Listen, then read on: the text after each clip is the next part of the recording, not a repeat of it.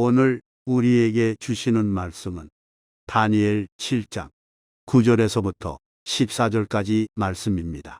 내가 보니 왕좌가 놓이고 옛적부터 항상 계신 이가 좌정하셨는데 그의 옷은 희가 눈 같고 그의 머리털은 깨끗한 양의 털 같고 그의 보좌는 불꽃이요 그의 바퀴는 타오르는 불이며 불이 강처럼 흘러 그의 앞에서 나오며 그를 섬기는 자는 천천히요 그 앞에서 모셔 선 자는 만만이며 심판을 베푸는데 책들이 펴놓였더라.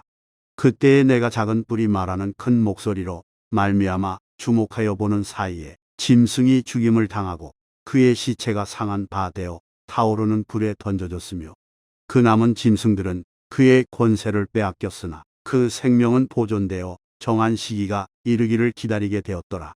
내가 또 밤 환상 중에 보니 인자 같은 이가 하늘 구름을 타고 와서 옛적부터 항상 계신 이에게 나아가 그 앞으로 인도되매 그에게 권세와 영광과 나라를 주고 모든 백성과 나라들과 다른 언어를 말하는 모든 자들이 그를 섬기게 하였으니 그의 권세는 소멸되지 아니하는 영원한 권세요 그의 나라는 멸망하지 아니할 것이니라. 자, 오늘 이 시간은 옛적부터 항상 계시니 라는 제목을 갖고 하나님 말씀을 증거하도록 하겠습니다. 저와 여러분이 함께 다니엘서의 말씀을 읽었는데 다니엘서는 묵시록이라고 합니다. 왜 묵시록이라고 하냐면 감춰진 내용을 사람들에게 풀이해주는 그런 내용이기 때문에 묵시록이라고 했던 거죠. 그래서 우리가 대표적으로 알고 있는 묵시록은 바로 다니엘서와 요한계시록이 있다는 것을 말씀을 드리면서 이 다니엘서를 보게 되면 특징이 있어요. 두 가지 기조로 전체적인 내용이 진행되는 걸 보게 되는데 첫 번째는 어떤 방식으로 진행되어지냐면 누군가 꿈을 꾼 것을 풀이해주는 그런 내용으로 간접적인 묵시에 대한 것을 사람들에게 알리는 내용. 또 한 가지 기조는 무엇이냐면 직접적인 그 묵시를 다니엘이 받아서 사람들에게 알려주는 구조로 되어졌습니다. 이 내용 중에 가장 중요한 것은 이 다니엘서 하면 뭐를 기억하셔야 되냐면 제국의 역사를 관장하시는 분은 바로 창조주 하나님이시다. 창조주 하나님이 심판주가 되신다. 라는 그런 메시지를 담고 있는 겁니다. 그런 부분 속에서 어떤 방식으로라도 이 나라의 역사가 제국의 역사가 진행된다 할지라도 이 제국의 역사는 하나님의 손 안에서 진행된다는 걸 얘기하는 거죠. 이것이 간접적으로 아니면 직접적으로 나타난다 할지라도 이 모든 부분들은 하나님께서 이끌어 가신다는 걸 보게 됩니다. 그래서 참 흥미로운 게 하나님이 직접적으로 보여주게 될 때와 직접적으로 이 보게 되는 것을 인간이 갖고 있는 어떤 무의식 체계와 또 인간이 갖고 있는 여러 자기의 생각 그런 부분 속에서 나타나는 모습이 다르다는 것을 알 수가 있는데 첫 번째 부분에서 간접적인 묵시를 풀이한 데서는 꿈을 꾸죠. 느부갓네살이라고 하는 왕이 꿈을 꾸게 되어지고 벨사살 그 왕에게는 저 벽에 글씨가 막 새겨져요. 근데 두 가지 꿈과 벽에 새겨진 글씨를 통해서는 사실 이 내용이 어떤 것이냐면 짐승들이 통치하는 역사임을 성경은 얘기해 주고 있어요. 짐승 하면은 기억해야 될 게 사탄입니다. 그 사탄이 이 나라를 통치하는 것처럼 사람들은 생각하고 있다는 거죠. 근데 사실 이 제국을 통치하는 것은 제국의 왕도 아니고 그리고 어떤 특정 세력도 아니고 바로 온 세상을 주관하시는 하나님이시다라는 걸 보여주는 겁니다.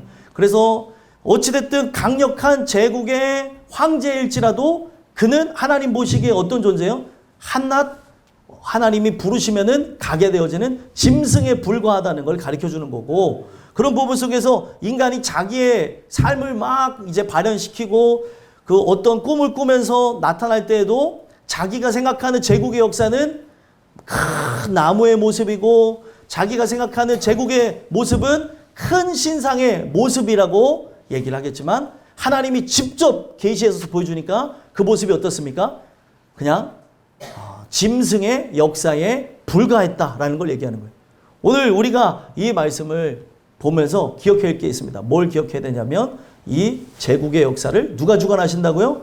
하나님이 주관하시고 하나님이 이 주관하는 이 모든 것을 누구에게 넘겨줬다는 걸 알 수 있습니까? 예수님에게 권세를 넘겨줘서 다스린다라는 걸 보여줍니다. 오늘도 여러분들이 느끼든 느끼지 않던 이 세상의 시계는 끝을 향해 가고 있고 이 모든 것은 바로 예수님의 말씀과 함께 이 모든 내용들이 진행되고 있다는 거예요.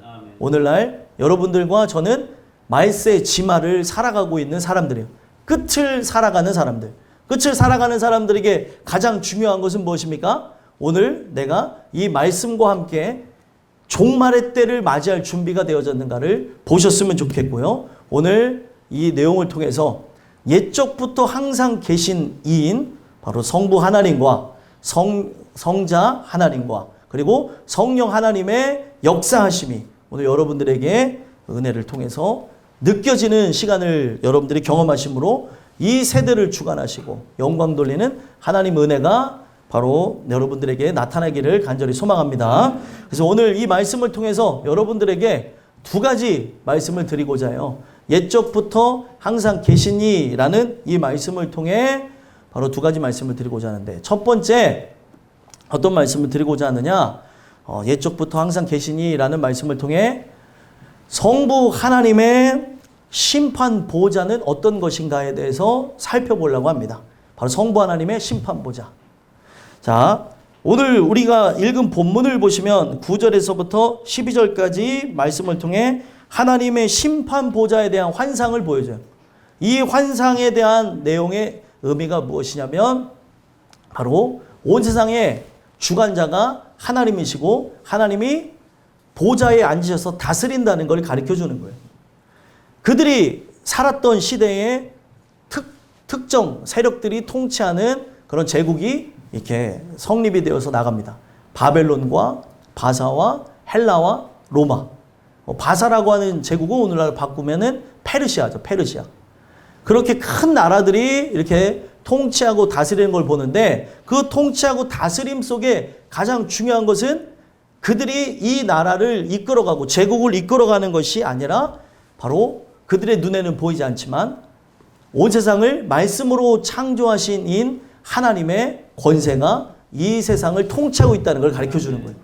오늘도 이것을 깨닫느냐 깨닫지 못하느냐가 인생 자체가 불행하기도 하고 행복하기도 한 그러한 결론을 우리가 맞이하게 된다는 거예요. 오늘 말씀을 통해서 바로 온 세상을 다스리시는 심판주가 되시는 하나님을 체험하시고 이미 체험했다고 한다면 그의 좌정하심을 인정케 되어드리는 은혜가 있게 되길 간절히 소망합니다. 그래서 그 부분을 쫙 하나님께서 그에게 환상을 통해 보여주시고 이 보여준 것을 풀이하는 것으로 그들의 심령 속에 각인을 시켜주려고 이 내용을 주셨다는 거예요. 9절 한번 읽어볼까요? 읽어보겠습니다. 시작. 내가 보니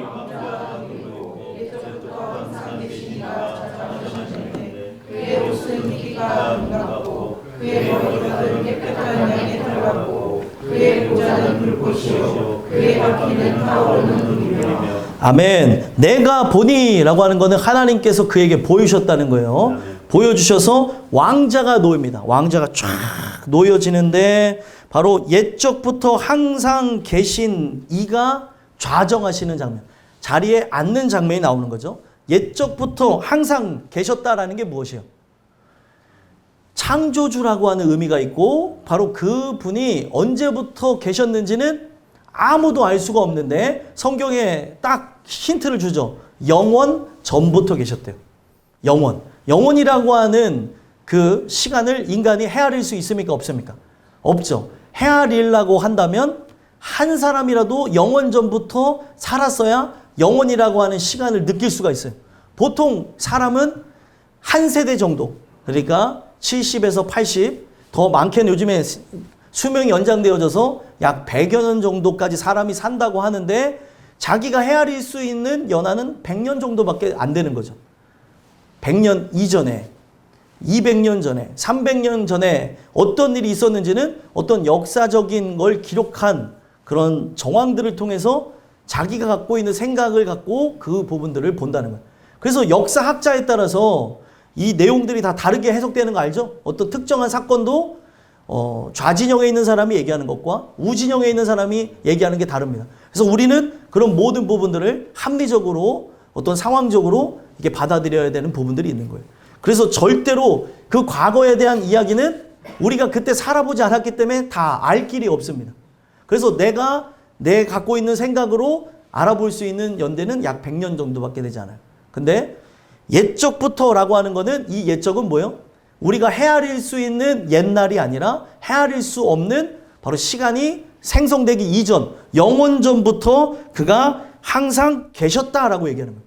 항상 계신 이인 하나님의 말씀을 통해 천지가 만들어진 줄 믿습니다. 그 천지가 만들어지고 성경에 분명 6일간의 천지 창조 이후에 제7일째는 하나님이 쉬셨죠. 그 6일간의 천지 창조에 대한 기사가 창세기에 기록됐는데 이거는 과거에 대한 이야기를 회상하는 얘기가 아니라 6일간의 천지 창조를 경험하는 것으로 제7일에 안식을 경험해야 되는 것처럼 우리의 삶이 분명 이 땅에 살아가면서 하나님이 정해놓으신 그때의 진정한 창조를 경험함으로 창조라고 하는 것은 내가 지금 이 땅에 목숨을 갖고 살아가는 게 창조가 아니라 하늘의 생명이 들어오는 거죠. 하늘의 생명이 들어오는 것으로 새롭게 태어나는 것, 다시 태어나는 것, 예전하고 다른 생명으로 바뀌어지는 것, 이거를 성경은 창조라고 얘기합니다. 이 창조를 경험한 자가 영원한 안식으로 들어가는 거죠. 바로 그분이 바로 온 세상을 이렇게 통치하고 다스린다는 걸 보여주시는데 그가 바로 옛적부터 항상 계신 이로서 이 세상을 창조하셨고 지금도 하나님의 때에 따라서 여러분들을 창조하시고 이끌어 가신다라는 것을 얘기하면서 그분이 지금 오늘 본문 속에서는 다른 목적을 갖고 지금 다니엘에게 좌정하셨음을 보여줍니다. 그 자리에 앉은 목적이 있는 거예요. 오늘 여러분들이 이 자리에 앉은 목적은 무엇일까요? 하나님께 나 자신을 예물로 드리기 위해서 앉아 계신 거예요. 그래서 이 자리에 온 것도 엄청난 은혜지만 여러분들을 하나님 앞에 드리는 거죠. 하나님, 내가 연약하고 부족하지만 나를 당신께 드립니다. 그래서 오늘 우리는 두 빡빡이를 맞이하게 된 거예요. 두 빡빡이가 저 뒤에 있네요. 너무 아름다워요. 왜냐하면 이 과정도 다 지나가야 되는 거예요. 상여봐, 이걸 지나가야 너가 이제 세상에 다시 돌아오게 되는 거고, 범서야, 네가 먼저 가는데 자기 먼저 간다고 막 이제 태어난데 어차피 갔다 와야 될 거면 갔다 와야 되는 거예요. 여기 있는 분들 다 갔다 왔습니다. 저도 군대 안 간 것 같지만 갔다 왔어요. 그렇게 갔다 와서 이렇게 하는 건데 우리 모두가 지금 이 자리에 부른 것은 내가 군대 가기 전에 사람들한테 인사하려고 온 게 아니라 하나님의 예배자로 부르신 거예요.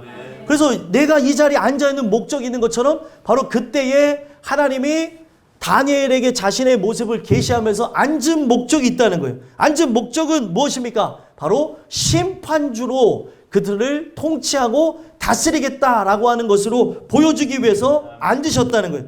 그러면서 그의 모습이 쫙 이제 형상화되어져서 이미지 되어져서 그에게 보여주는데 그의 옷이 어떻다고 합니까? 그의 옷은 희기가 눈 같고, 자, 성경에 보게 되면 흰옷 입은 백성들에 대한 얘기가 나오죠. 흰옷은 누가 입는 겁니까? 구원받은 백성들이 입는 거예요. 죄가 씻겨진 존재들. 하나님의 은혜를 통해서 거듭나서 바로 하나님의 은혜로 통치하고 그리고 사랑으로 듬뿍 받은 존재들이 입는 옷이 바로 흰옷입니다. 그래서 우리는 은혜를 통해서 그 거듭나게 되어진 존재라고 한다면 이제는 죄가 씻어졌다는 의미에서 하나님의 귀한 아들의 그 의를 담은 그 의복을, 흰 의복을 입혀주는 거예요. 그래서 그 흰 의복이 갖고 있는 상징은 뭐예요? 예수님의 의를 상징합니다. 그래서 그것을 입은 자가 바로 하나님 앞에 설 수가 있는 거죠. 자, 이게 백성들에게 있었던 앞으로 있을 일이라고 한다면 하나님도 여기에 보면 흰옷을 입고 계신다라고 하면은 그 어떤 의미가 있겠어요? 흰옷은 바로 죄로부터 그는 상관이 없는 존재임을 얘기해주고 도덕과 또 윤리와 그 어떤 부분에서도 완전함을 상징하는 것이 바로 흰옷이라는 거예요. 하나님이 이런 분이기 때문에 하나님을 믿는 자들에게 바로 하나님의 아들 예수 그리스도의 십자가의 의로서 우리도 동일한 옷을 입게 되는 거예요.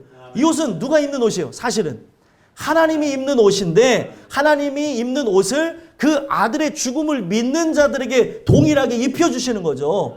오늘도 이것이 왜 중요한 겁니까? 오늘 여러분들을 이 옷을 입혀주시고자 또 이미 입은 자들이라고 한다면 하나님 앞에 영광 돌리고자 불러주셨다는 거예요. 그래서 하나님은 죄하고는 무관하시고 그리고 도덕과 윤리적인 부분에서 완전하신 분이고 흠이 없으신 분이다라는 것을 그의 옷으로 표현했고 또 그의 머리털에 대한 묘사가 나옵니다. 머리털이 어떻다고 얘기해요? 깨끗한 양의 털 같고 양의 털이 어떻습니까? 양의 털이 흰색이죠. 흰색이고 아름답죠. 그러면 이 흰색이라고 하는 건 어떤 의미를 성경에서 얘기합니까? 바로 성경에서 흰색은 샘머리, 우리가 갖고 있는 백발을 상징하는 건데 이 백발은 연세가 드신 분들이라고 한다면 자연적으로 갖게 되는 거죠. 어떤 분들은 이 흰머리가 싫어서 검은 콩을 드시는 분들이 있어요. 검은 콩을 드시면 머리가 어떻게 될까요? 검어지더라고요. 제 아버지가 오늘 요번에 가서 뵈니까 이 흰머리였는데 머리가 까만색이 되셨어요. 조금. 그 이유가 뭐냐 그랬더니 검은 콩을 이제 드셨다 그러더라고요. 그러면서 저한테 제가 새치가 많다니까 너도 검은 콩 좀 먹어 이러더라고요.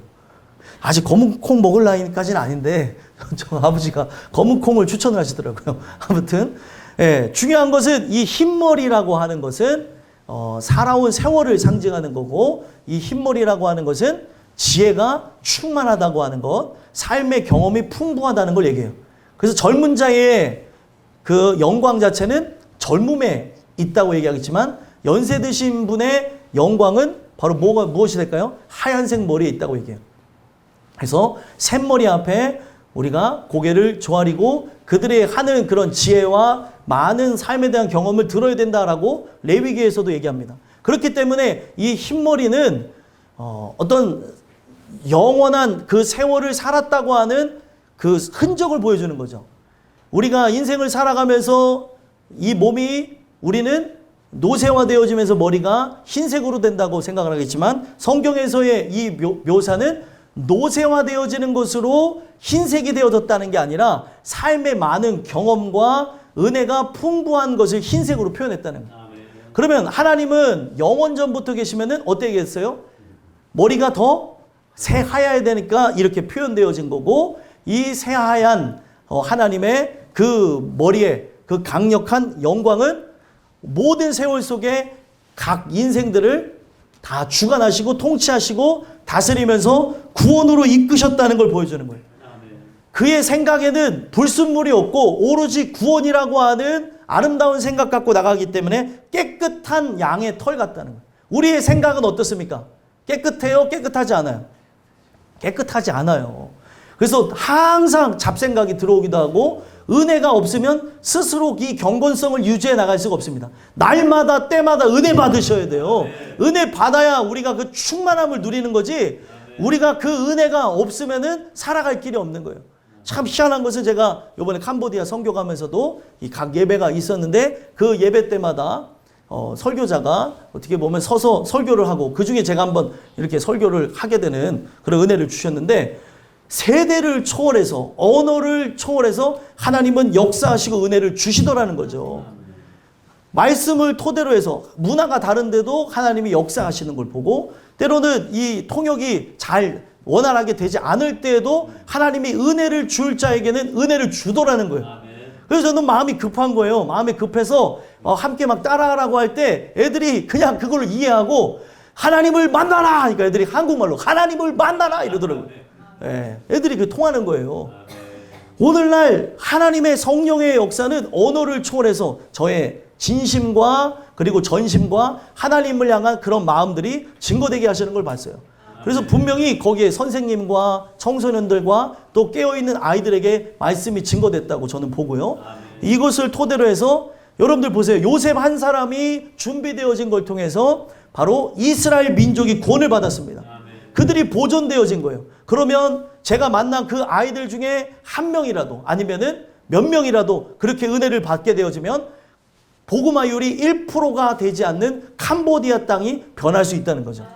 그래서 오늘 우리가 이 말씀을 통해서 경험해야 되는 것은 바로 그 하나님의 선하심, 그렇게 불순물이 없는 그 생각을 갖고 온 세대를 이끄시는, 온 나라를 이끄시는 그 하나님의 그 생각은 완전하다는 것을 흰색, 그 양의 깨끗한 털로서 비유가 되어졌다는 거예요. 오늘도 완전한 생각과 계획을 갖고 계신 그 하나님이 여러분들을 완전한 길로 이끄신다는 것을 찬양했으면 좋겠습니다. 그러면서 비춰지는 모습이 뭐예요? 그의 보좌에 대한 것이 이제 비춰지는데, 그의 보좌는 불꽃이요 그의 바퀴는 타오르는 불이며. 자, 보좌의 모습이 있는데 불꽃이래요. 이 불꽃은 어떤 의미를 갖고 있습니까? 불꽃은 여러분들 어디든지 붙게 되어지면 불을 지피게 되어지죠. 우리 교회도 홀라당 탈 뻔했는데 이 불꽃이 여기 방염 처리를 했기 때문에 타지 않았던 것뿐이지, 만약에 방염 처리가 되지 않았으면 여기가 다 탔을 거라는 거예요. 불꽃이라고 하는 건 그런 의미가 있는 거죠. 근데 하나님의 앉은 보좌가 불꽃이고 그의 바퀴는 타오르는 불이라고 표현한 이유는 뭐예요? 심판의 엄정성, 두려움, 그리고 이 불로 인하여서 그들은 멸망할 수밖에 없다는 것을 묘사하기 위한 모습이었다는 거예요. 하나님의 보좌가 영광스럽고 찬란하고 빛나게 묘사될 때도 있지만, 지금 불처럼 묘사가 되어진 것은 앞으로 행할 일에 대한 것을 상고하기 위해서, 상기시키기 위해서 이렇게 보여지게 되어졌다는 거예요. 그래서 그의 바퀴는 타오르는 불이라고 하면서 하나님은 자신의 모습을 가리운 거죠. 어떤 누구도 아버지를 본 자가, 하나님을 본 자가 있습니까? 없습니까? 없습니다. 오로지 본 분은 예수님 한 분이세요. 삼위일체이기 때문에 아버지를 보신 거고, 우리의 눈으로는 그분을 볼 수가 없어요. 우리가 만약에 본다고 한다면 예수님의 영광을 볼 수 있겠죠. 하지만 하나님의 영광은 우리의 눈으로 볼 수 있는 게 아닙니다.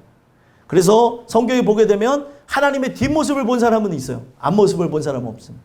뒷모습 누가 봤죠? 모세가 봤어요. 하나님이 자기 모습을 얼마나 보여주고 싶으면, 얼마나 사랑하면 자기의 뒤통수를 보여주냐. 앞모습을 보면 살아남을 자가 없기 때문에 보여주시진 않습니다. 근데 지금 불꽃 가운데서, 빛 가운데서 그 하나님이 함께하고 있다는 것을 보여주고 있는 거고, 하나님의 모습 자체는 인간의 그 눈으로는, 육안으로는 볼 수가 없다는 걸 이렇게 표현해주고 있는 거예요. 근데 그 불 가운데에 좌정하신 바로 하나님이 어떻게 하고 계시는 겁니까? 10절 한번 읽어볼까요? 읽어보겠습니다. 시작. 불이 강처럼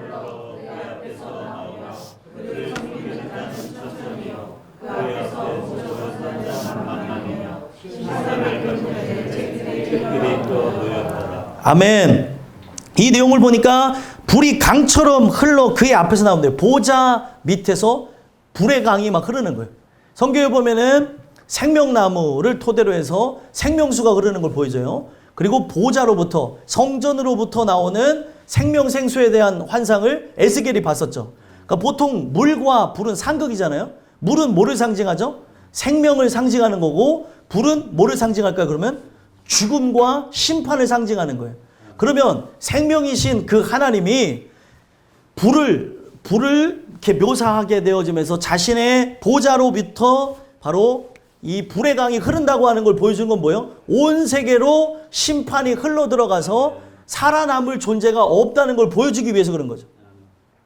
우리가 죄를 범하였음에 하나님의 영광에 이르지 못하고 다 죄인이 되어져서 이 죄 문제를 해결하지 못한 존재는 바로 하나님의 영광 앞에 멸망할 수밖에 없다는 것을 알게 하기 위해서 불의 강이 그의 보좌로부터 흐른다라고 하는 것을 표현해 주는 거예요. 진짜 불의 강이 흐르는 건 아니에요. 하지만 이걸 통해서 사람들에게 알게 하고자 하는 목적, 이것을 상징적으로 그들에게 묘사를 한 거죠. 오늘 여러분들이 그 불의 강이 흐르는 그의 앞에 누가 있다고 얘기해요? 그를 섬기는 자가 천천히요, 그의 앞에서 모셔선 자는 만만이다. 하나님과 함께하는 존재가 있어요. 성경에 보면은 하나님과 함께하는 존재를 천군이라고 하고, 또 함께하는 자를 천사라고 얘기해요. 하늘의 군대와 하늘의 수종드는 존재들, 그리고 천사라고 얘기하는데, 수종드는 자가 천천이라고 하는 것. 천천이라는 숫자는 숫자를 헤아릴 수 없을 때, 많은 숫자를 쓸 때 하는 말이고, 더 많은 숫자를 얘기할 때는 뭐예요? 만만이라는 거예요. 근데 거기에 보니까 섬기는 자가, 그 수종들은 천사들이 천천이라고 얘기하고, 모셔선 자가 만만이라는 거. 군대가 그렇게 헤아릴 수 없을 정도로 바로 하나님의 보좌 곁에 있음을 얘기해 주는 겁니다. 어떤 의미가 있을까요? 천군과 천사가 준비되었다는 것은 어떤 의미가 있는 거예요? 곧 있으면 전쟁을 위하여서 출격하겠다는 거죠. 우리가 하나님의 나팔 소리, 천지 진동할 때 아까도 우리 찬양했죠. 예수 영광 중에 구름 타시고 천사들은 세계 만국 모든 곳에 보내요. 구원받은 성도들을 모으리. 자, 결국에 그런 모든 내용들의 근간이 되어지는 게 바로 다니엘과 계시록에 관한 말씀이라는 거죠. 그래서 그가 지금 심판하려고 다 준비를 마쳤다는 것을 그렇게 보여주면서 중요한 내용이 나오는데, 심판을 베푸는데 바로 뭐가 펴져 있대요? 책들이 펴놓였더라. 성경에는 두 책이 나와요. 어떤 책이 나오냐면 여러분들이 이름이 기록되어진 생명책, 구원받은 자들이 이제 구원받은 자들의 이름이 적혀질 생명책과 우리의 더럽고 추악한 그런 행위를 담은, 그리고 또 잘한 것을 이렇게 담은 행위의 책이 있다는 거예요. 두 책이 존재합니다. 아까 제가 1부 때에도 물어봤는데, 행위의 책에 여러분들의 모든 생각과 그리고 말과 행동, 나의 의도가 다 적혀져 있어요. 천사들이 여러분들과 함께하고 있는 거를 아세요? 하나님이 보내셔가지고 그 수종드는 자들을 여러분들에게도 붙이셔서 이런 일 저런 일들 여러분들을 수호하기도 하고 여러분들의 일을 낱낱이 적기도 하는데, 행위의 책이 존재하려면 어떻게 해야 돼요? 그 책을 기록하는 존재가 있을 거 아니에요. 그 책을 기록하는 존재가 바로 어떤 존재냐? 천사예요. 천사. 천사가 우리 서인 옆에서 막 기록하는 거죠. 오늘 예배를 열심히 드리고 있네. 설교를 열심히 받아 적고 있네 하면서 천사가 이렇게 적고 있는 거죠. 그러면 여러분들이 이거를 느끼고 한다고 한다면, 지금 오늘 예배 때 나의 생각, 나의 마음, 내가 하나님을 향해 어떠한 예배를 드리는지 그걸 옆에서 다 보고 또 이 생각도 다 아는 영적인 존재니까 이걸 다 기록하고 있다는 거예요. 자, 그러면 이 모든 부분들이 다 기록되어지고 있는데, 행위의 책에 기록되고 있는데, 여러분들의 모든 생각과 의도를 아시는 하나님이 천사를 통해서 그 모든 부분들을 다 적어놓은 책과 함께 심판대에서 심판을 한다고 하면 여러분들 어떨 것 같아요? 구원 받을 것 같습니까? 구원 못 받을 것 같습니까? 구원 받기가 좀 어려울 것 같지 않아요? 여긴 다 의인들이 계시는 것 같은데, 예, 보통 내 생각과 의도를 하나님이 아신다고 하니까 나의 시커먼 속, 때로는 중심이 흔들리는 나의 속, 어떨 때는 이렇게도 치우쳤다가 저렇게도 치우치는 갈대와 같은 내 마음을 아시는 그 하나님, 그 하나님이 나의 모든 생각을 아셔서 천사를 통해 그 뭘 보고 듣고 한 대로 기록한다고 하면은 이거를 통과할 사람이 있겠냐는 거예요. 없습니다. 아무도 없어요. 그래서 우리가 구원을 얻는다고 하는 게 뭐냐면, 우리의 행위의 책대로, 행위의 기준대로 심판한다면 다 지옥 가요. 그래서 성경에 보게 되면 이 기준대로 심판하는 게 아니라 바로 하나님이 구원하신 자들을 보게 되면 은혜의 기준을 갖고 심판하더라는 거죠. 어떤 이에게는 행위의 기준, 어떤 이에게는 은혜의 기준으로 바로 심판을 하시더라는 거예요. 그래서 마태복음 25장에 보게 되면 양과 염소의 비유가 있어요. 양과 염소의 비유를 보시면 뭐 다 아시는 분들도 있겠지만 모르시는 분들은 좀 읽어보시면 도움이 되는 게, 염소와 같은 자들의 특징은 뭐예요? 자기네들이 하나님의 그 귀한 일들을 했다고 합니까? 안 했다고 합니까? 했대요? 안 했대요? 했다고 주장을 해요. 근데 양과 같은 자들은 많은 사람들을 도와주고 입혀주고 그들과 함께 울어주고 하는 그 부분 속에서 했다고 합니까? 안 했다고 합니까? 안 했다고 해요. 참 희한한 모습이죠. 그래서 보면은 이 심판을 할 때에 어떻게 하냐면, 우리가 생각할 때는 불공정한 심판이 진행됩니다. 왜 불공정하다고 하냐면, 하나님이 심판 전에 나눠놓고 심판을 하세요. 여러분들이 예배가 하나님 앞에 온전히 드려져야 되는 이유가 뭐냐면 나눠진다니까요. 지금도 하나님이 여러분들의 중심과 생각을 아시면서 이 예배가 당신에게 드려지는지를 보고 계시고, 그 여러분들의 삶의 중심이 어디를 향해 나가는지 다 보고 계신다니까요. 그리고 그 부분 속에서 나눠놓고 하나님이 심판을 하셨다고 하는데, 그게 뭐냐면 양과 같은 자들은 어디 편에 세웠대요? 오른편에. 염소와 같은 자들은 왼편에 놓고 바로 왼편에 있는 자들은 행위의 책들을 펴서 심판을 하니 살자가 없는 거고, 오른편에 있는 자들은 행위의 책을 이렇게 펴서 심판한 것이 아니라 절대적인 하나님의 은혜와 사랑의 기준으로 그들을 심판하기 때문에 그들은 사는 거예요. 여러분들은 은혜의 심판을 받아야 되는 거지, 행위의 심판을 받으면 다 죽고 멸망으로 갈 수밖에 없다는 거예요. 그래서 오늘날 이 부분이 저는 은혜가 되면서도 무서운 게, 어떤 자들은 분명히 심판을 베푸는데 책들이 펴져 있더라. 이 책들이 펴져 있는데 나의 어떠한 생각까지도 다 받아 적는 천사들이 다 적고 있다는 거예요. 그 천사들이 결국에 이 책을 바로 하나님께 건네면서 이 책을 하나님이 하나하나 보면서 엄정하고 공정한 심판을 하는 거예요. 은혜의 심판은 여러분들 엄정하고 공정하지 않다고 생각할 수 있어요. 나눠놓고 그들을 이미 편파적인 심판을 하는 거 아닙니까? 라고 얘기하겠지만, 그 모든 편파가 성립이 될 수 있던 이유가 뭐예요? 그 아들 예수가 모든 죄악을 담당하고 나의 더럽고 추악한 행위를 짊어지고 죽으셨기 때문에, 값을 치렀기 때문에 그 은혜의 심판이 성립이 되는 거예요. 예수 공로를 의지하며 나왔기 때문에 내 아들의 그 죽음과 맞바꾼 그들의 생명이 고귀함을 하나님이 인정하시는 거죠. 근데 인간이 아무리 주님을 위해 산다고 하는데 예수님의 십자가 사건이 현재가 되지 못하고 감사함이 없고 즐거움이 없다고 한다면, 이 부분에서 내가 교회에서 아무리 큰일을 하고 사역적으로 원대한 일을 했을지라도 그들은 주의 이름으로 많은 권능을 행하고 귀신을 내어쫓고 했을지라도 불법을 행한 자들이라는 거예요. 오늘 여러분들은 이 말씀을 듣는 이유가 무엇일까요? 하나님이 지금 이 메시지와 함께 우리에게 다시금 깨닫게 하시는 게 뭐냐면, 곧 있으면 이 세상을 심판의 날에 가까웠다는 걸 보여주시는 거예요. 좌정하셔서 이 심판의 불이 곧 있으면 붙어서 다 태우게 될 날이 오게 됩니다.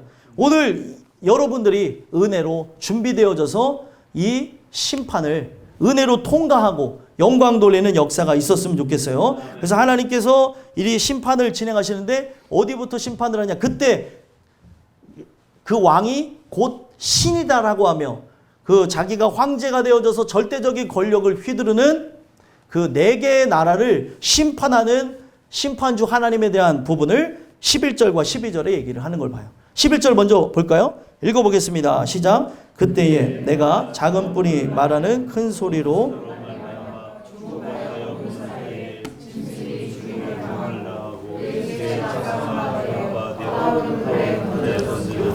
아멘. 집에 가서 한번 읽어보실 것을 제가 숙제로 내드리는데, 다니엘서 7장 이 앞전 내용을 보시면은 내 짐승과 네 마리의 짐승과 작은 뿔에 대한 환상에 대한 얘기가 나와요. 1절부터 8절까지. 그래서 첫째 짐승은 사자와 독수리 날개가 있고, 둘째 짐승은 곰과 같은 모습이 되어졌다. 그리고 셋째 짐승은 바로 표범과 같은 형체를 갖고 있다라고 얘기해요. 그러면 마지막 넷째 짐승은 어떠냐? 우리가 이렇게 볼 때의 어떤 형체가 제대로 되지 않고, 그러니까 묘사가 잘 안 되는 것 같아요. 그래서 7절에 보니까 다음에 본 넷째 짐승은 어떻대요? 무섭고 놀라우며 또 매우 강하며 또 쇠로 된 큰 이가 있어 먹고 부서뜨리고 나머지를 발로 밟았다. 그래서 이 짐승은 전에 모든 짐승과 다르고 또 10뿔도 있더라 라고 얘기해요.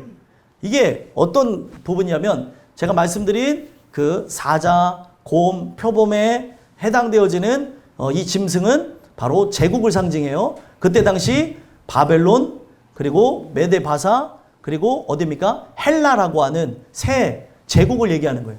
근데 그 세 제국의 형태는 육식동물의 형태를 갖고 있었고, 육식동물은 사납고 또 자기의 힘으로 뭔가를 세우려고 하는 부패한 본성을 가진 사탄과 한 마음을 갖고 있는 존재들의 모습을 형상한 거죠. 이게 왜 중요한 거냐면, 그들이 볼 때는 신과 같고 자기를 신으로 추앙하고 뭣도 만듭니까? 신상도 만들고 하지만 하나님 보실 때는 그들은 그냥 짐승에 불과한 거예요.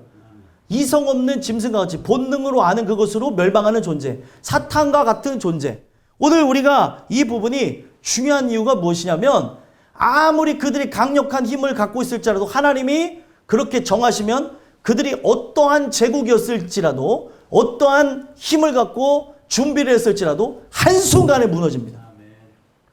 이 세 제국과는 세 나라하고는 비교가 되지 않는 게 네 짐승, 네 번째 짐승의 나라죠. 이 네 번째 짐승의 제국은 바로 로마를 상징해요.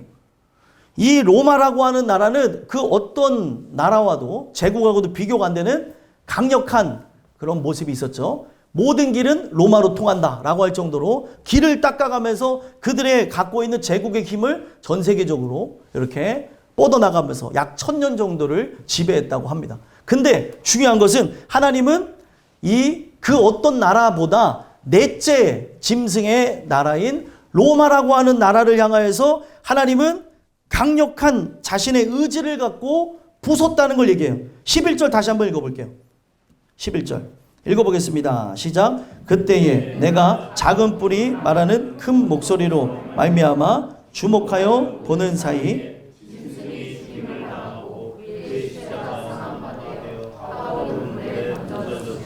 아멘. 여기 보면 이 짐승은 아까 7절에 모든 짐승과 다르고 10뿔이 있었고 그 10뿔을 8절에 보니까 유심히 보는 중에 작은 뿔이 그 사이에서 나더니 그 첫 번째 뿔이 중에 셋이 그 앞에서 뿌리까지 뽑히고 이 뿔이 막 나와서 막 말을 하는 형태의 모습이 있는 거예요. 자, 이게 무슨 말인가, 이게 도대체 무슨 의미인가 하겠잖아요. 이 로마라고 하는 그런 제국에 어떤 10명의 왕들이 나오게 될 것이고 그 중에 하나가 강력한 힘을 갖고 흔들어 놓는데 그 모습이 흡사 어떤 모습이에요? 적그리스도의 형태를 띠고 있다는 것을 그렇게 의미해 주는 거예요. 저는 참고로 여러분들에게 말씀드리지만 저는 극단적 종말론주의자가 아닙니다. 성경에서 의미하는 바를 가르쳐 드리는 거예요. 극단적 종말론주의자가 되어지면 여러분들 잘못하면은 우리가 이 세대에 대한 부분들을 잘못 판단해서 어떤 하나님의 말씀에 주시지 않은 부분도 막 심취하고 자기네들이 기도하면서 어떤 날짜에 대한 열망을 갖게 됩니다. 성경 어디에도 그 날짜는 아들도 안 돼요, 모른대요. 모른다고 하는 거예요. 아들도 모르는 거 어떻게 자기가 알아요. 누군가 날짜를 얘기하면 그날은 분명 예수님 안 오십니다. 쉽죠? 근데 요즘에 날짜 얘기하는 사람도 또 생길까요? 안 생길까요? 있어요. 전 세계적으로 생겨요. 그날은 두 다리 뻗고 주무시면 돼요. 오늘은 안 오시는구나. 하면서 주무시면 되는데 사람들이 자꾸 이제 막 자기가 신령하다는 것을 사람들에게 알리기 위해서 이거는 아들도 안 가르쳐 준 건데 나한테만 가르쳐 줬어. 아니 성경에 아들도 안 가르쳐 준 걸 어떻게 자기한테 가르쳐 줘? 자기가 예수님 위에 있습니까? 그런 게 아니라는 거죠. 그래서 오늘 이게 중요한 게 있어요. 이 부분에서 로마라고 하는 나라는 사람들이 얘기하죠. 로마의 멸망은 그러니까 갑작스럽게 진행됐다고 얘기하는데 게르만족의 대이동을 통해서 흩어져 버리며 사라졌다고 얘기해요. 그래서 신기한 거는 뭐냐면 어느 나라들이 연합을 해서 그 연합하여진 그런 국가들이 어떤 무슨 연합을 하면서 하는 얘기가 로마의 영광을 재현하자라고 하면서 어찌 보면은 세상 나라의 강력한 힘을 가졌던 로마의 때로 돌아가려고 하는 그런 모습들을 때때마다 이렇게 만들어가는 걸 본다는 거예요. 지금도 그러고 있습니다. 유럽이 연합하여서 그런 형태의 모습을 한번 취해보자. 그래서 세계를 호령해보자 라고 하는 그런 의미들을 담고 한다는 거예요. 이게 다 뭐냐면 다 적그리스도적인 거고 마지막 때 일어나는 현상이고 그 유럽이 아니어도 미국이 그러고 러시아가 그러고 또 다른 국가들이 계속 그런 형태의 모습으로 나가는 거예요. 자기가 바로 이 세상에서 가장 강력한 힘의 제국, 국가가 되려고 하는 그 모습이 사탄과 이렇게 결부되어져서 짐승의 모습 속에서 이게 나타나고 있다는 거예요. 그런데 여기서 작은 뿔이 그 말하는 큰 소리로 말미암아 주목하는데 작은 뿔이 소리를 내요. 사람들을 현혹하고 사람들을 힘으로 압박하는 내용. 자세하게 이것을 알고 싶으면은 여러분들 요한계시록에 보게 되면 이런 내용들이 나옵니다. 요한계시록 13장, 14장, 15장, 16장, 17장 이렇게 쭉 보시면은 요 내용이 쭉 자세하게 나와졌어요. 그래서 두 짐승에게 그 용이 힘의 기운을 줘서 두 짐승이 막 죽었다가 한 짐승은 죽었다 살아나가지고 이 짐승에게 절하지 않는 자마다 매매를 못하고 죽는다라고 하는 힘든 이야기가 나와요. 분명히. 요한계시록 13장에 보면. 666이더라. 짐승의 숫자까지 나오면서 그런 부분들이 있는데 이 부분 속에서 이야기하고 싶은 게 뭐냐면 아무리 어떠한 형태의 그 강력한 힘을 갖고 그 짐승에게 절하지 아니하게 되면 그때 그 두 짐승은 그때 당시에 역사했던 왕들을 상징하는 건데 그 왕들에게 절하지 아니한 존재마다 다 죽는 거예요. 그래서 그 두 짐승은 하나는 네로 황제고 하나는 도미티안 황제인데 도미티안 황제를 그들은 어떻게 믿었냐면 그때 당시에 네로 황제의 환생이라고 믿었어요. 왜 그러냐? 기독교인들을 엄청나게 박해하고 죽였고 황제에게 황제 숭배 칙령이 있는데 황제에게 절하지 않는 자마다 다 죽였습니다. 그런 상황에 있으니까 어떻게 살아가야 되는가라고 절망할 때에 요한계시록이 쓰여져서 사람들을 위로했대요. 어떻게 위로했을 것 같아요? 우리는 죽어도 죽은 게 아니고 끝나도 끝난 게 아니에요. 성경에서 이야기하기를 죽어도 죽지 아니하고 끝나도 끝나지 않은 그것이 무엇입니까? 바로 우리에게는 부활 생명이 있다는 거죠. 부활 생명이 있어서 우리에게는 영원한 천국이 있기 때문에 우리가 세상에게 지는 모습을 사람들은 연상을 하고 그렇게 생각하지만 우리는 절대로 진 게 아니고 우리는 영원한 생명으로 승리한다. 그러니까 요한계시록이 두려움의 책이 아니라는 거죠. 오늘도 이 메시지가 왜 중요하냐면 그렇게 소리를 내고 강력한 힘을 내는 것을 축약해버렸어요. 어떻게 합니까? 작은 뿔이 말을 하는데 이 작은 뿔이 말하는 건 적그리스도가 강력한 힘을 갖고 사람들을 막 현혹하면서 소리를 낸다는 거예요. 큰 소리로 얘기를 합니다. 사람들이 현혹하면서. 그래서 그 주목하여 보는 사이에 어떤 일이 있었대요? 짐승이 죽임을 당했대요. 바로 죽습니다. 바로 죽고 그 시체가 상한바 되어 타오른 물에 던져졌으며 이 짐승은 뭐예요? 넷째 짐승이고 바로 로마를 상징하는 제국이었고 그리고 지금도 자기가 또 다른 로마가 되어져서 그렇게 역사하려고 하는 모든 그런 악한 짐승이 사탄의 하수인 노릇하는 존재가 어떻게 되겠다는 거예요? 아무리 큰 소리를 내고 사람들 현혹하고 힘을 갖고 흔들어 놓는다 할지라도 하나님은 바로 그들을 보는 사이에 잠깐의 찰나에 그 짐승이 죽고 불에 던져버리겠다는 거예요. 그럼 두려워하라는 거예요? 두려워하지 말라는 거예요? 두려워하지 말라는 거죠. 아무리 강력한 힘을 갖고 여러분들을 현혹하고 누른다 할지라도 그러지 말라고 얘기하면서 지금 12절에 뭐라고 얘기합니까? 그 남은 짐승들은 그의 권세를 빼앗겼으나 그 남은 짐승들은 뭐예요? 바벨론과 그 메데바사와 헬라 제국을 상징하는 거예요. 세 제국은 그 권세를 빼앗겨서 생명은 보존되어졌는데 정한 시기가 이르기를 기다리게 되었더라. 정한 시기가 되면 결국 어떻게 된다는 거예요? 이 제국은 사라져버린다는 거예요. 가장 강력한 나라의 멸망을 얘기했어요. 강력한 제국의 로마라고 하는 제국이 하나님의 손에서 완전히 멸망되어지는 걸 얘기하는 겁니다. 왜 성경에 이런 내용이 적혀져 있을까요? 세상에 강대국들이 많이 생겨나고 대한민국이라고 하는 이 작은 나라 속에서 우리가 살아가고 우리가 분명히 세상이 기억하지 못하는 존재라 한다 할지라도 세상의 주관자인 하나님이 이 나라를 통치하시고 바로 여러분들을 주관하시고 기억하시기 때문에 여러분들은 보존될 거라는 거예요. 오늘도 이 메시지가 여러분들 안에 들려져서 하나님의 통치와 그 좌정하심이 있는 삶이 여러분들의 삶이 되셨으면 좋겠습니다. 이게 바로 첫 번째 말씀이고요. 두 번째 마지막 결론입니다. 옛적부터 항상 계시니라는 말씀을 통해 우리가 알아야 되는 게 뭐냐면 예수님의 권세는 영원하다는 거예요. 예수님의 권세. 아까는 성부 하나님의 바로 심판주로서 좌정하신 권세에 대해서 얘기했다고 한다면 바로 하나님의 아들 예수님에게 이양되어진 예수님의 권세는 어떻다고요? 영원하다는 걸 얘기합니다. 그래서 이 13절 한번 읽어볼까요? 13절 한번 읽어보겠습니다. 시작. 내가 또 밤 환상 중에 보니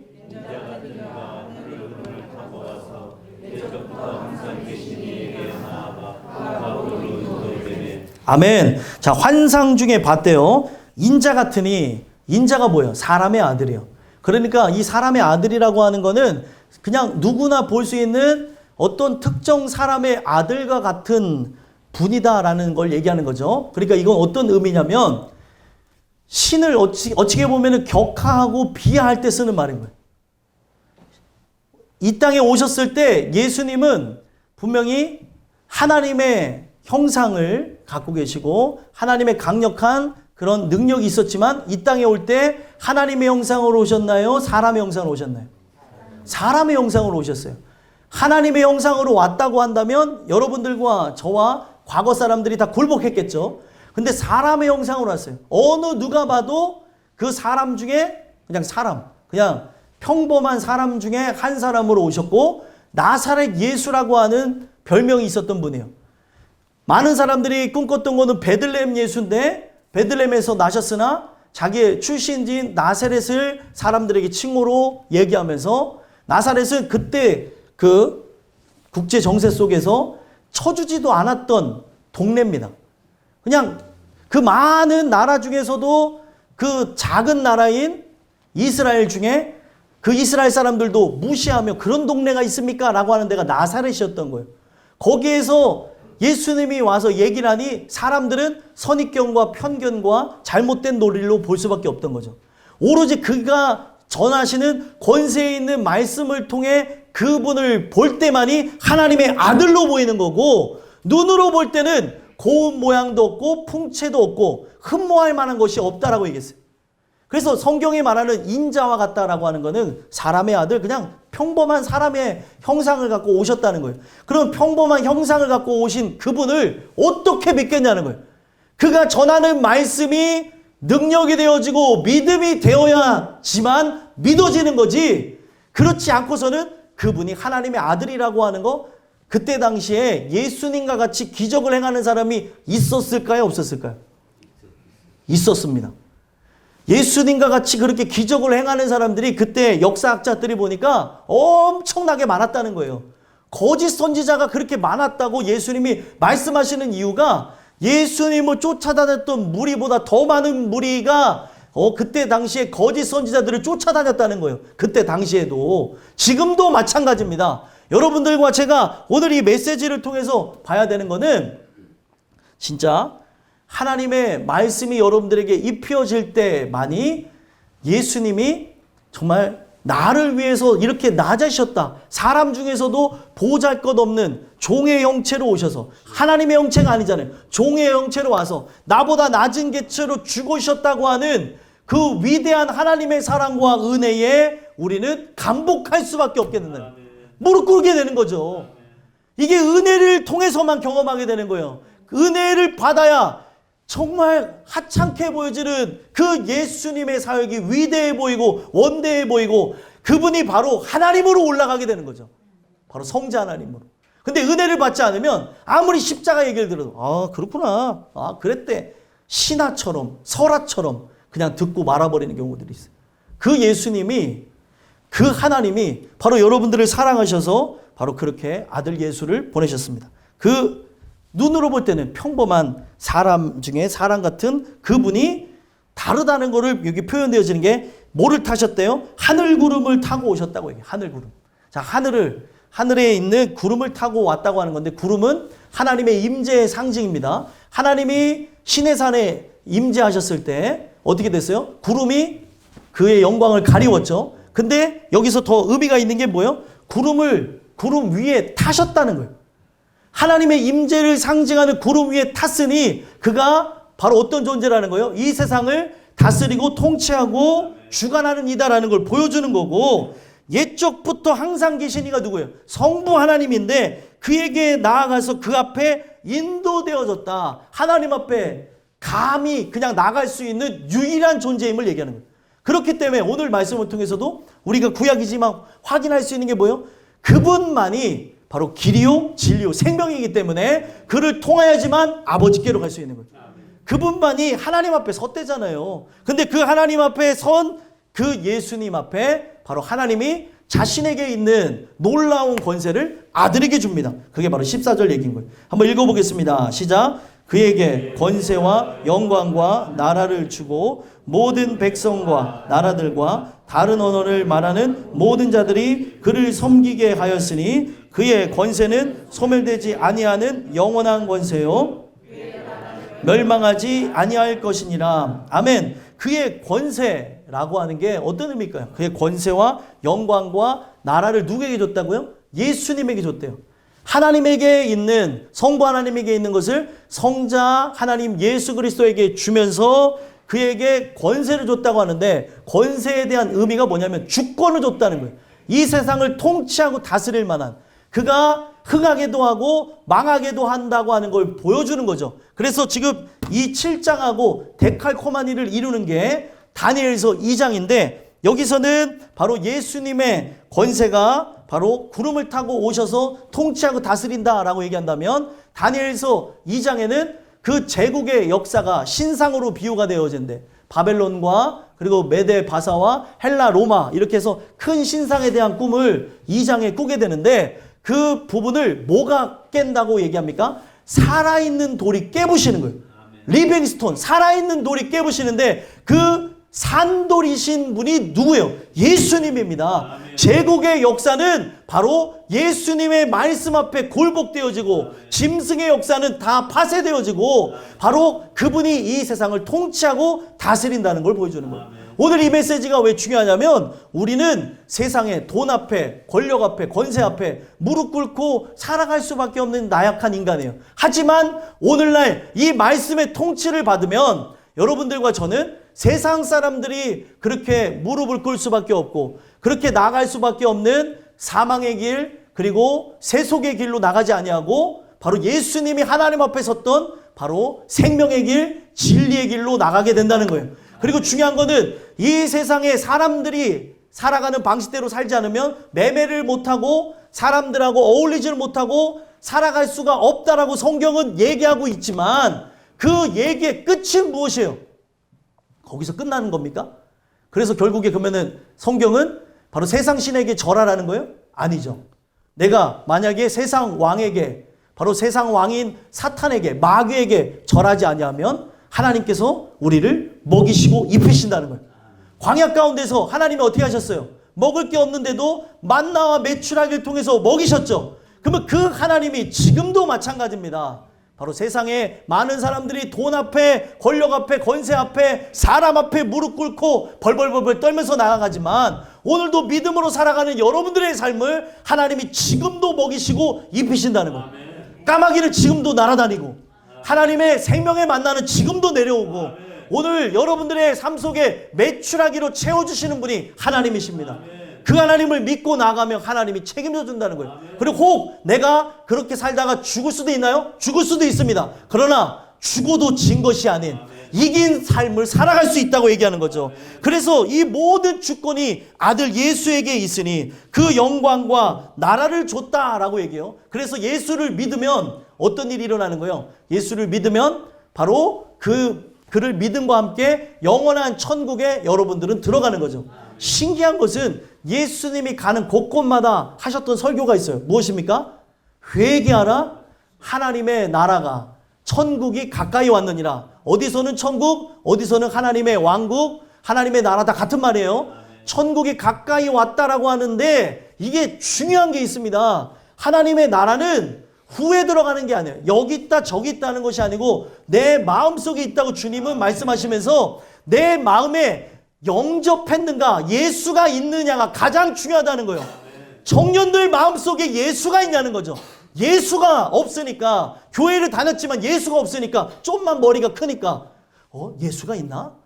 예수가 그 어렸을 때 열심히 다니긴 했는데 예수가 없지. 예수가 내 마음에 오셔야 되는 거예요. 그래서 성경은 분명히 예수님의 마음에 오심, 내가 그 안에 거하는 것을 하나님 나라가 임했다고 얘기합니다. 예수님이 얼마나 크시냐면 예수님이 그 나라를 품으셨어요. 그 예수님 안에서 이 나라가 실현되어지고 펼쳐지는 거죠. 근데 사람들은 어떤 개념으로 생각해요? 천국을 죽은 다음에 가는 나라라고 생각하는데, 예수님을 영접하지 않은 자는 천국에 못 갑니다. 그래서 많은 사람들이 생각하고 착안하다가 만들어낸 게 사형리인데 사형리를 통해서 천국 가는 건 아니에요. 진짜 예수님을 믿어야 천국에 갑니다. 영적 기도했다고 천국 가는 거 아니에요. 진짜 예수님을 믿어야 천국에 갑니다. 그래서 중요한 거는 제가 이런 얘기를 왜 드리냐면 예수가 그 마음속에 살아있냐는 거예요. 예수가 살아있지 않으니까 세상에게 절하고 세상과 타협하고 돈에게 무릎 꿇고 조금만 문제 있으면 질병에 걸렸으니까 탁 예수님을 떠나가고 교회를 떠나가는 이유가 그 속에 예수가 없어서 그렇다는 거예요. 하나님이 지금 그 아들 예수에게 주권과 영광과 나라를 줬대요. 예수를 믿으면 바로 예수님의 주권의 통치와 그의 영광과 나라가 내 안에 들어옵니다. 하나님 나라가 내 안에 임하는 것이죠. 그래서 그 나라가 임한 자가 나중에 천국에 들어가는 겁니다. 오늘 여러분들이 그것을 오늘 이 메시지를 통해서 체험하고 받아들여야 되는 거예요. 그래서 오늘 이 부분 속에서 뭐라고 얘기해요? 모든 백성과 나라들과 다른 언어를 말하는 모든 자들이 그를 섬기게 하였으니, 제가 놀라운 것은 분명 우리는 한국어로 하나님을 만났지만 어느 곳에서는 캄보디아로 하나님을 만나고 어느 곳에서는 아프리카 말로 하나님을 만나고, 제가 놀라운 거를 경험한 게 뭐 새삼스럽게 느꼈다는 거죠. 예수 우리 왕이여라고 하는 찬양을 고백을 하는데 그 아이들이 그 나라 말로 고백을 하는데 하나님의 성령이 진짜 그 자리에 운행하시는 것 같은 걸 느끼겠더라는 거예요. 그러면 우리 예배 가운데, 우리 찬양 가운데, 우리의 삶 가운데 그의 운행하심이 있는가?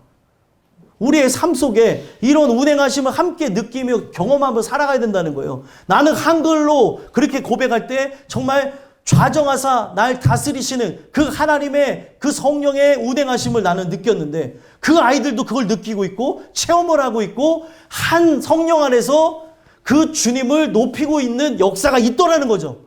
언어는 다르지만, 그러면 여러분들이 그 예수 이름이 이 만물을 통일하게 하고 다스리게 하고 그 만물이 정말 하나가 되어지는 것이 예수 이름인데, 천국에는 여러분들 여러 언어가 있겠습니까? 아니죠. 분명 각 나라 언어로 우리가 예수 이름을 고백하겠지만 그 캄보디아에서는 뿌레아 예수라고 얘기해요.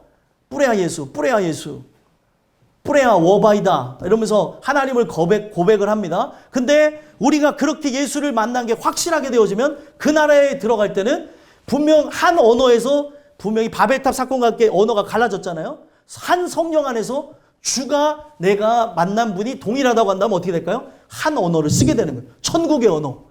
이제는 통역이 필요 없는 그 언어로 쓸 날이 다가오고 있다는 거죠. 그러면 나는 진짜 하나님을 그렇게 한 분만으로 만족하냐는 거예요. 청년들이 고백했는데 주님 한 분만으로 난 만족해.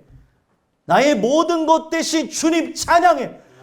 주님을 찬양해야 된다면 찬양할 만한 때만 찬양하는 게 아니라 고통 가운데, 괴로움 가운데, 눈물 가운데서도 찬양해야 될 줄 믿습니다. 주님의 크신 사랑 찬양해. 나의 힘과 능력이 되시고, 어떤 사람은 이것 때문에 펄펄 뛰면서 기뻐하며 나가는데 나는 과연 어떤 삶을 살아가는, 청년뿐만 아니라 우리 모두가 돌아봐야 되는 거죠.